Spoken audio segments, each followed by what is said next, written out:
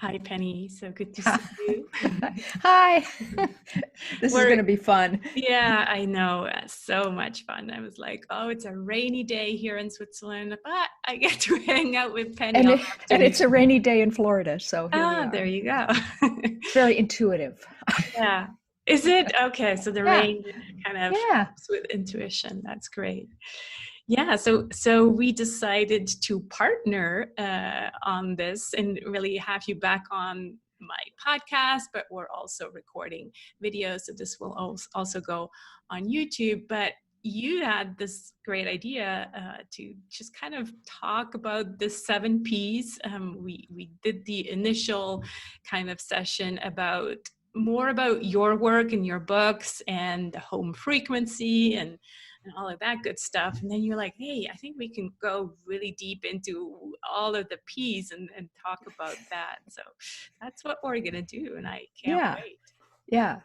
What I think would be a good starting point is, like, in general, just kind of talk about this paradigm shift that I talk about, that you talk about, and kind of to set the scene is we're going to release those as a summer special, I called it. So they will release in July, but we're June 4th. And so we're right in the middle of a lot of, how would you say it? Well, uncertainty from the pandemic, that's for sure. Mm-hmm. But then also with what's going on in the US right now, definitely some kind of revolution, right? This Right. Yeah. podcast is called The Gentle Business Revolution, but it's also the gentle people revolution. So why Yeah. don't you address that?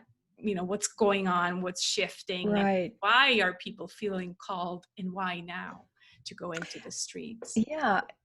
Well, it's a bit of an explanation, so I'll try to make it as concise as possible. And I've been watching it for so many years and watching everything accelerate. I'm sure you have too. Everything's speeding up. There's so much information. We can't process it all in our old manner with our linear brain. And it's just almost overwhelming at times. But also, it's like things are happening faster. It's like time really seems to be speeding up. Like you get instant repercussions almost for things that you do. And uh, and I think that it is a long-term process of acceleration on the planet itself, of actual physical energy getting faster. Mm-hmm. And that affects the body, first of all, Mm-hmm. so that it makes you vibrate faster, which can affect you in various ways physically. You can get very disturbed, and people get their heart pounds, they get rashes, they get hot, those kind of things. But also then emotionally, it affects us, so that we start to have a kind of a speeding up of our emotions in terms of things that we've suppressed before and didn't have to think about and filed them away in the subconscious mind, which is a very low frequency. Mm-hmm. We could pretend they weren't there. Well, that's going up too, so that all the fear vibration that was stored is now coming up to the surface into the conscious mind. That means it comes into daily reality in your present moment. Mm-hmm. And that comes up as old memories of abuse or wounds or things that you just haven't wanted to look at. Either they come up like in dreams or during daily life, or sometimes they reenact in a symbolic form in your life, as though here it is again, So this is a chance, really, because this is all part of a large scale transformation process. Right. We are shifting. This is a paradigm shift, right? What people call that, but really it's a perceptual shift. Mm-hmm. We're going from one way of perceiving the world, which is very linear, to a new way of perceiving the world, which I call spherical and holographic, where everything now is getting sucked into the present moment. And the present moment is this big ball around us. It's our reality right now. Yeah, that's so interesting, because I think that's definitely what we experience in these months of lockdown. It's like there is only the present, because the past seems so far away that you're like, Right. wow, that Right. seems like ages ago. And you can't plan anything for the future. So all you have. Right. And who knows what it'll be like, right? Yeah. Because now they think they've coined the term the new normal. That's been around for a while. Mm. But they're calling it the new now, But it's like you're in this state where the past is kind of a flat, it's almost like we sort of don't remember it. The future is like, well, not sure what that's going to be like either. Right. So yes, there's this time where we have the spaciousness to go into the inner world more, to see who we really are, really. Yeah. And to separate out it's like the junk calls or robocalls we get on the phone and the junk mail. We're trying to sort out the junk thoughts from the real true thoughts that come from the soul or from the core place of reality, which is, that's where the universal laws function so harmoniously. Yeah. When you live in there, things just work. The further away you get from that, the more snags you get. So, long explanation, but I feel like we are at a time where we are in a very intense process of clearing all that junk, all that clutter, because we have a sense that there's another way to be where it works better. It's smoother, it's frictionless. We can, we can materialize what we want. There's new ways of doing things, and we're getting the glimmer of that. Right. Especially people who've been on a kind of spiritual path for a while are really sensing that. People who've been locked into belief systems and kind of old calcified thinking, well, they're still kind of trying to go back to the old way, but the old way is too slow. And this, of course, relates to business, right? Right. Yeah. So much. And I like how you say the old way and the new way, the old perception and the new perception. When we discussed the series, we kind of said, okay, that's what we're going to look at for each topic, each P. We're like, okay, this is the old perception, and let's also look at the new perception. And And just to go back to the junk in the, all the stuff that I guess other people refer to it, or I've heard people refer to it as the shadow that kind of comes back, and we need to look at it. And so, yeah, that's definitely, I guess that's what's coming up in the US as a country. Yes. And I think the epidemic is giving people a chance to stop all the distraction that they were used to, and going so fast with all the cell phones and everything, that and it's uncomfortable for a lot of people because they don't want to do it. They feel restless and get agitated by having to do that, and so they rebel against it. And I think that then the rebellion about racism in the US is coming some from that feeling of having been contained for so long by racism, by just practices, and by the epidemic. It's like, let us out of here, and we want, and there's a lot of energy going out toward this frustration and avoidance also of certain internal things. But a lot of it is just it's like the point where people are at a choice point right now. In many ways, it's like, what kind of politics do I want? What kind of leaders do I want? What kind of life do I want? I have to make a choice now, one side of the line or the other. Do I want to stay in fear and anger and blaming and not taking responsibility for my own reality? Or let's get mature and grow up and, be a spiritual being in a physical world. So interesting. And I think that's what's up for a lot of people right now. Yeah, it's this fork where we had so much time to sit with, what is, and now we're like slowly coming out of this, and it's like, well, no, I no longer put up with that and whatever it may be, right? Yeah. It's racism, it's other things too, Right. like people hiding things, and yeah, just a lot of these things that have been somehow working in a way because we just kind of didn't deal with them, and now people are like, no, Yeah. enough. They're old habits, unconscious habits. You know, Yeah. remember that old movie with Albert Finney, I'm mad as hell and I'm not going to take it anymore. And everybody's screaming that out their windows. Yeah, it's kind of like we're at that point, getting at that point. Yeah. So, Yeah. and there's a lot of confusion still because this is a bridge time. You know, we're still kind of in the old reality because that's what we learned. And then we're sensing this other thing. And so we're in this kind of mushy, rubbery place where we're backsliding and going forward and, you know, in and out. And so there are all these conspiracy theories and all this stuff that can make us feel more comfortable by explaining it to ourselves in ways that appeal to us. It's so funny. I just had a guy on the phone yesterday, some insurance broker, and he's like, yeah, I have this theory. And he went into this thing. I'm like, whoa, where did that come from?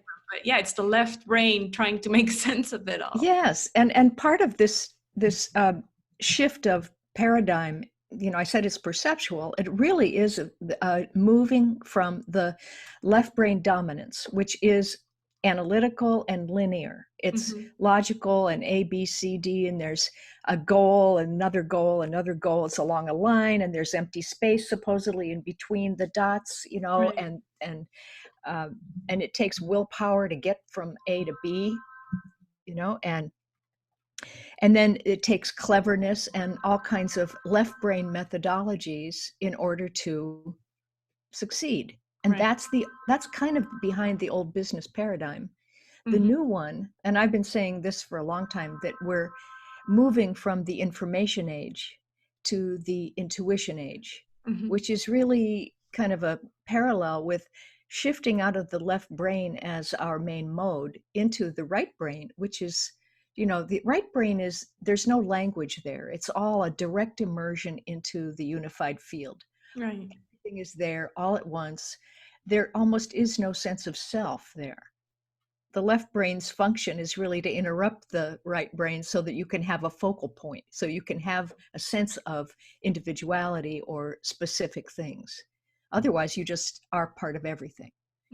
So, but when you want to access accurate information, now we have to go to the right brain, use our intuition, feel into things softly, not with this heart, like, is it proven, you know? No, just access, and then translate that back into the left brain to make sense of it and be able to describe it, but then let go again, go back into the right brain and intuition to access or see, well, how could I apply this? Just the same old way, or maybe a new way. Maybe there's some innovation here that I hadn't thought of before. So we have a working relationship between the two parts of the brain. And of course, also the right brain is so connected to the heart and the whole body and the sensational level of the body. It really feels directly connected with the field around it. It picks up energy waves, for instance. We get energy information. It's vibrational information, right? And we have to learn to translate that into meaning. Right. And that's part of a new skill set. Yeah. It's interesting. I write about this in the book that I'm working on, the Gentle Marketing book, where even in marketing, this applies, right? Until now, we were trained as marketers to use our left brain, like talk to the clients, give them facts and benefits and features and all these things, logical things that the left brain can understand. But what we're now being asked to do as marketers is also activate the right brain for the customer, because the conscious client that makes these decisions with the right brain. So is this offer beautiful? Is it aligned with my values? Is it aligned with my worldview? So those kind of things that the conscious client will check off, maybe, I don't know if consciously, but definitely will check those off. And then the left brain will say, yes, this is a good deal. Right. Yeah, I heard recently, how, we're jumping into marketing a little, but that how benefit points are personal, Mm-hmm. which would be what you're talking about. These are things you could feel. Yeah. Right. And weigh with your own body about how would that be for me? Ooh, that would feel good. Yeah. Yeah. Features are left brain. Yeah. And they said if you're approaching a highly intellectual audience, you work with features, Interesting. Yeah. right? They're not there yet. Yeah, right. But anyway, yeah. So we're having to do both now, really, Yeah. Yeah. and with a higher emphasis on personal connection. Mm-hmm. It's partly because of the internet and social media. People want to know things about leaders, for instance. Mm-hmm. They don't want just a leader over there separated from them that's anonymous figure. Right. They want to know something about their life and who they are, and they want to have a relationship Right. with Yeah. them. They want to be on the same level. That's right. Yeah. That's why I say the customer doesn't want to be king anymore. They're like tired of being kings and queens. They want to be on the same level to communicate with the. Yeah. That's a really good point. Yeah. So let's go into a bit the two first P's, right? Mm-hmm. Which are passion and personal power. So Yes. let's probably start with passion, because I remember you saying that, even for me, passion or purpose was kind of this thing on the list that you are supposed to have. After reading Simon Sinek's book, Start with the Why, I was like, oh my God, I don't have a why. How do I get a why? And it was like this other thing that someone had to do right. to be a good entrepreneur. So yeah. Tell us where this, again, it's probably a left brain thinking, where this comes from, and yeah, ego, willpower, those are words that you mentioned. Right. Well, I think passion's a pretty inflated word, and the left brain loves inflation, right? Because if you identify with your left brain, that's ego. Yes. Right? Too much left brain, and you're so isolated from the world and thinking that it's all up to you and you're all powerful. So I steer away from that word almost totally, because if you drop down through the layers that are underneath passion, like I think if you're quiet and you go to the right brain and you start to feel what feels fun for me, what is coming out of my home frequency, which is to me, I call that, it's like how you feel when you're like the soul in the body, when you're just being really authentic and almost childlike in your enthusiasms and stuff, And so I think it starts with, you get glimmers and glimpses of certain kinds of action and experiences that you like to have. Then that maybe turns into curiosity, which is a kind of a forward moving thing. It's, oh, what about this? And then maybe that you start to explore that and it becomes an enthusiasm. Right. Which is like a warmth of like, yes. And it starts motive going. You start getting attracted to the idea of bringing some kind of vision or idea down in frequency in order to materialize it into its form counterpart, right? Because this is the fun of being in the physical world. It's like, oh, I got an idea in the non-physical world. What would that look like in the physical world? How do I transpose it? Right. How do I drop it in? How do I make that happen? And that's the fun. Right. It's like playing in the sandbox. So, okay, enthusiasm, yes. And then we get into dropping it closer to the mind, where we can start to almost like say, well, it could happen maybe in these stages, or it might look like this when it's in form. And but passion is when you stay in your truth and your home frequency and you do these things and you think, this was so much fun, I want to do it again. And I love creating things. And I love creating things that help other people or that contribute to the world, but that also entertain me. Right. Oh, sacrifice. Feel good. Yeah, but it's non-sacrificial. You're not doing it to be a good person or anything like. There's no other reason. Right. No left brain reason. Yeah, there's no right? agenda for the passion. Exactly. Let me be Exactly. passionate so I can sell more. Yeah. Yeah. Not And the so motivation, is, I think, comes from that root of that core alignment that you have. And your work becomes who you are. Mhm. Your projects are symptomatic of who you are, and they're pieces of you, you know, that are coming out and you're offering to the world. Right. Yeah. I say in marketing, in gentle marketing, bring more of you to your marketing.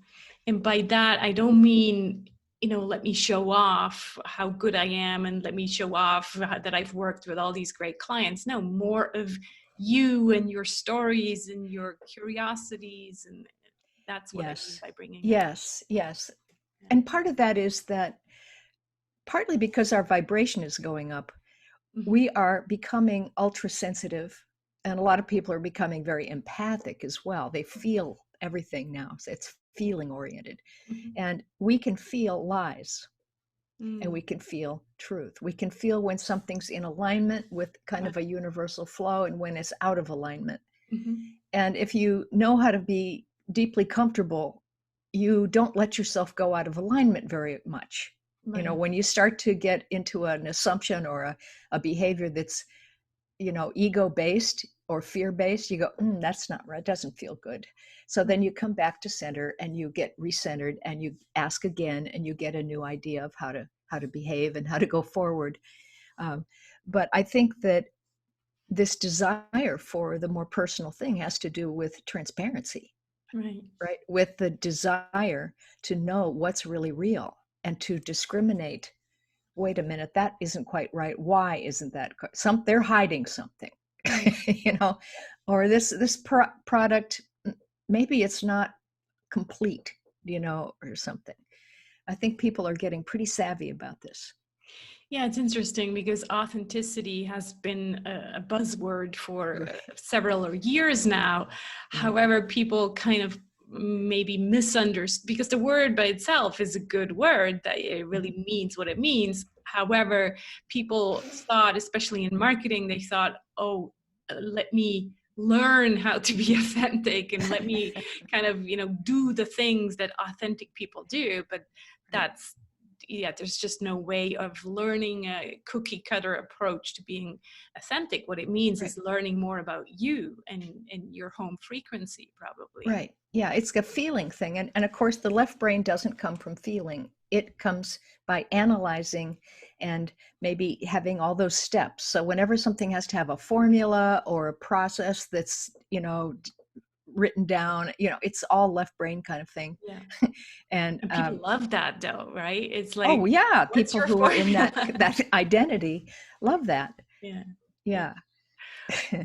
If we kind of bring this back together and we said we were going to look at the old perception and the new Right. perception, how would you wrap this up and say, look, With passion, passion. this is the old perception and this is now a new way of Yeah, well, I think the old way is, remember, when you feel like things are separate, like you're here and your goal is there, mm, over there, out in the outside world, which right. is seen as being separate from you.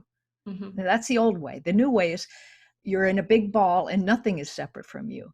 Right. Any possible reality is already there. Your goal is already done. It's already part of you, and it's easy.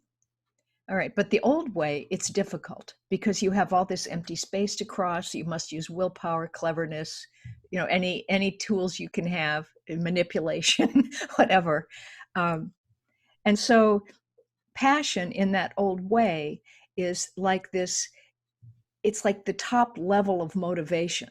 It's like you have got to push really hard and be really turned on and be really contagious about the way you get across to other people, in order to be successful, in that definition. And it's all about willpower, Yeah. right? Yeah, inflation and willpower and this, like, got to be strong, got to, gear it up to overcome the inertia of everything, and so, and the new way, it's like there's no effort at all. It's who we are. We are made of enjoyment and love and compassion and all these wonderful things. It's so natural to be turned on about anything. It's more like, which choice can you make? Where Because did I I love go it with all. it? Yeah. you Yeah. know? Yeah. So interesting. When I was looking for quotes about passion, I did find all these kind of older men. They were all men, right? They had have these famous quotes about, Right. passion is, hard work and play hard, work hard and then play hard or something like Yes. all these kind of Yes. old beliefs that's what we were taught, that this is what passion looks like. It's also about intensity. That's the Yeah. amplification of it. And I think that Yes. intensity, if you look at it, even that from the new perception, it's more about purity. It's not, intensity is like, pushing hard, against something, like really get your force level up. In a more spiritual context or the new perception, it's more about being so in tune with higher understanding of how the universal laws work, which is the spiritual realm, and understanding how effortless it is, and being that, having memory of that, and then operating from that, and just having faith in that, because it's the truth. Yeah. And you don't have to push. Yeah. Obviously, you know that I'm, still kind of in the process of that as well, coming from this left brain brainwashing.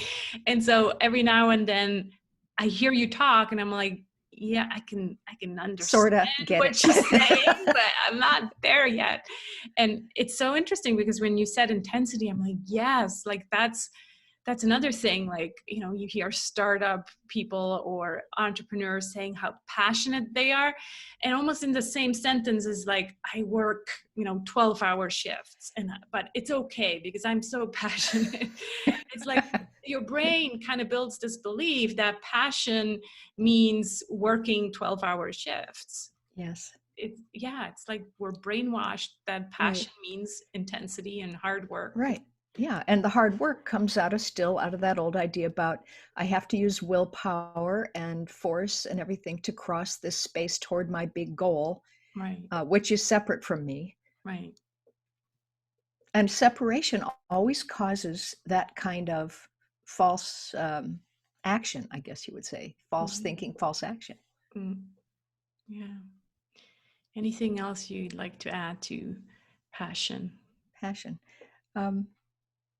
No, I think that does it for me. There's nothing wrong with really intense feelings of love, but I would call it ecstasy instead of, passion maybe, but it's all on the scale of feeling, right? Right. So the second P, maybe I can show my mandala so people kind of know what they're. Good idea. Yeah. So the second P is personal power. So what I did is basically I took the 7 P's of marketing, which is a concept that has been out there for a long time. And I looked at the P's and I said, okay, these are outdated. Let me update it. And, not having met you yet, but I kind of said, okay, we have to start with the inner. So this is kind of the inner work. Let's start with the inner work first, to figure out who we are, what our values are, our worldview, so that we can then bring that more into our marketing and resonate with the people, with our ideal clients, and then go into the doing mode. Got it. Yeah. So the second P is personal power, and pretty much it's your home frequency for me. Like personal power was my word for saying, let's find out who we are, how we are wired. Am I an introvert, an extrovert? What are my values and my worldview and all of that? So we talked about the home frequency, the way you see it in the previous episode. Yeah. And what we discussed when we discussed this, you were saying, well, it's interesting to use that word power, because again, it's a powerful word, and it's kind of like, maybe from the old perception. So ego driven and, Right. let me power through this. Right. See, that's not Right. what I had in mind, but let's discuss this idea of Yes. power. Yes. Um, well, power by itself to me is another one of those words like intensity and so forth, where um, we usually think of it as power over, to overcome, to make something happen, make it happen with our willpower the way we want it to happen. But I think more it's now power to do things, power to the ability. It's an ability Right. to understand how to bring things into form through the power of attention. Right. And I discriminate between intention and attention, because attention is present moment and focus, and intention is futurizing, and it uses willpower. So Right. it's coming out of left brain thinking. Mm-hmm. All right. So, but so for me, power is, what would you call that? It's almost like a recognition of your ability to stay in alignment with universal principles and work with them. Mm-hmm. That about it, you work with it, it's part of your life. It's so natural that you don't have to have power over anything, Right. because you understand how materialization and even dematerialization, and I use that word instead of manifesting, because I think manifesting is like an old, jargony thing now. Mm-hmm. But it is about materializing ideas. And then if you have something that you don't like and you're done with it, you've used it, you've lived it, you can dematerialize it by taking attention out of it. Right. So working with attention is like a powerful skill now, right? Because that helps you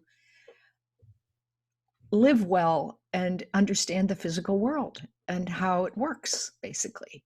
Yeah. And so personal power, though, I think you were right on understanding what the personal self is, what the individuality is. It's like the particle version of ourselves, and we have the field also. That's ourself too, the huge self. And but there's a sense that we have a story about ourselves that comes a lot from the left brain, again, from the amassing of incidents and things that happen to us, and what other people have told us about ourselves and how we look, and all, cultural mores and all this, that it's like a superficial thing. And if we identify with that and attach attention to that, then we become limited by that. Right. Right. I'm a this on the Myers-Briggs. I'm a this kind of the whatever, personality type. But you can shift yourself so easily by shifting attention into different feeling states. So you're not limited. Yeah. But there are core things about each person, I think, that are really of the soul. There are deep, deep kinds of desires that the soul has to do work in the world. And it might be combinations of artistic stuff or mechanical things or spiritual things or educational things or whatever, that guide a lot of the decisions that you make in your personality. So to really have power, I think you need to stay in touch with that deeper level of soul's work. Right.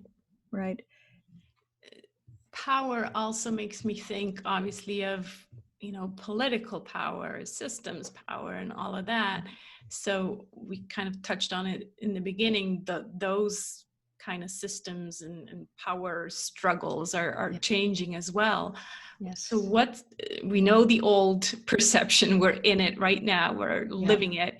So what are we shifting to, like maybe politically speaking, countrywide, but also business-wide? Right, similar, because it's an old hierarchical system where there's a CEO or a president or something at the top. Right. And that has all the power goes up there. Right.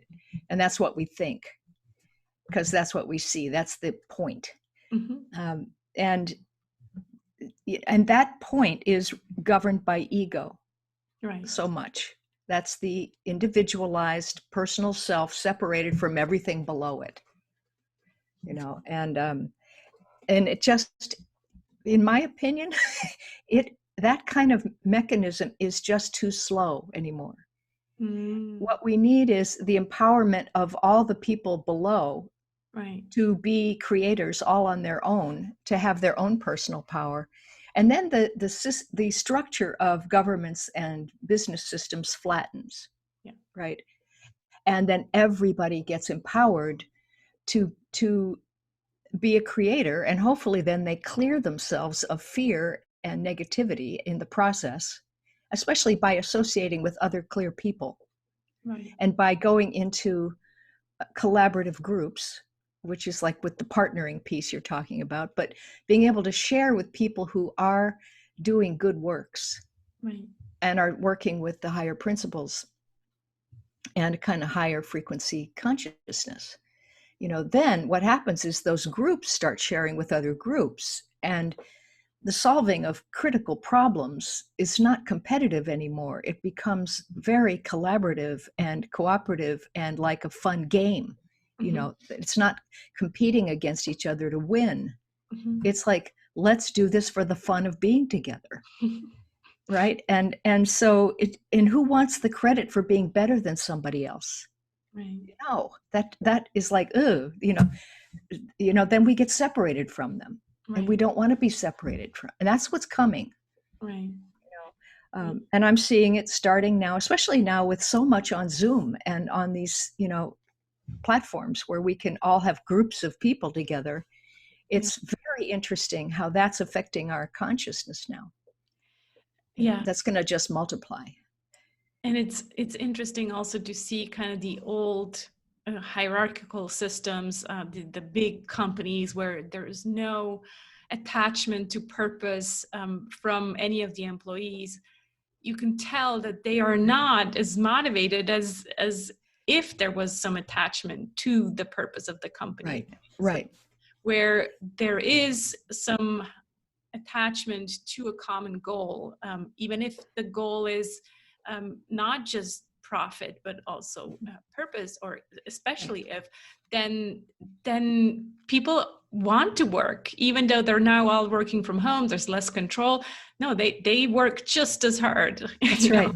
Yeah, where that's the right. old system, people would be like, oh, let me just try to get away with not working and still getting paid. Right. And so yeah, it's really, when you're really getting those internal needs met, you don't have to rebel. yeah, right. And so that's a big waste of time, isn't it? To have to be in resistance and rebellion, it contracts your consciousness down. right. When you resist something, you're basically pulling all your energy in, and then you have no flow. Yeah, You stop your own progress. right, And this is part of universal laws. It's like, how does energy work? How does consciousness work? right. We're starting to understand these things and then changing our behaviors, accordingly. Mm-hmm. Yeah. Yeah. So, yeah, I think that, in business, we're already have been seeing new forms of business structure and, employee owned or shares of things and all of that. And, but we're still highlighting the sort of celebrity CEOs and all of that, Like you said, we're in a transition, and That's even it. though things are going faster, it will, still probably take Right. a Right. bit until we see more of the new. It's as though some people are really special and and others are not. And I think we just, we have to see the specialness in everyone and raise it up. Right. Right. Beautiful. I think this is a good point to close the passion and personal power, but we'll be back with more next week, and we'll record another one about, what did we say this? The next one was people. People, and then basically we'll go through all the P's. I want you to mention though, like, which book of yours would be like, the best fit, or I mean, you have so many, so you can mention two. Well, there are 10 books altogether, but the 4 that are all about this transformational process, and they all kind of work as as a sequence. The intuitive way is the first one, which is a course on intuition development. Right. Then frequency, which is the power of personal vibration, which is a lot of this, how to work with energy. And then Leap of Perception is the book that talks about the change from linear to spherical perception. And that one is a really, I think, important book. And then the last one is Transparency. Right. And so that's talking a lot about what's going to happen when we do clear fear and the new kind of intuition age starts to happen. What's it going to feel like? How is it going to work? What are the symptoms of it and so forth? Yeah. Yeah. And so people can find those on Amazon, but do also mention your website so people can. My website is just my name, penneypeirce.com, and it's PENNEYPEIRCE, Penney Peirce. Wonderful. Great. And we'll be Thank back you. with another episode next week. Thanks for listening. Okay. Bye. Bye.